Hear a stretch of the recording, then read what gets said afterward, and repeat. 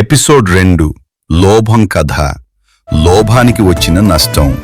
ఒక గ్రామంలో లింగయ్య అనే రైతు ఉండేవాడు. అతనికి సరిపడా భూమి, ఇల్లు, ధాన్యం ఉన్నా ఇంకా కావాలనే లోభం ఎక్కువ. ఒకరోజు అతను పెద్దమ్మ దగ్గరికి వెళ్ళి, నాకు ఇంకా సంపద రావాలి, ఏమైనా మార్గం చెప్పండి అన్నాడు. పెద్దమ్మ అతనికి ఒక చిన్న బంగారు గింజ ఇచ్చి, దీనిని పొలంలో నాటి రోజుకు ఒక్కసారి మాత్రమే నీళ్లు పోయాలి అంది. లింగయ్య మొదటి రోజు నీళ్లు పోశాడు. మరుసటి రోజు చిన్న మొక్క వచ్చింది.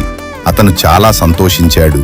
కాని లోభంతో ఎక్కువ నీళ్లు పోస్తే త్వరగా పెద్ద చెట్టవుతుంది అనుకున్నాడు. అతను రోజులో చాలాసార్లు నీళ్లు పోసేశాడు. కొద్దిసేపటికి మొక్క వాడిపోయింది. లింగయ్య బాధపడి పెద్దమ్మ దగ్గరికి వెళ్ళాడు. పెద్దమ్మ నవ్వుతూ, అతి ఆశతో చేసిన పని చేతిలో ఉన్నది పోతుంది అంది.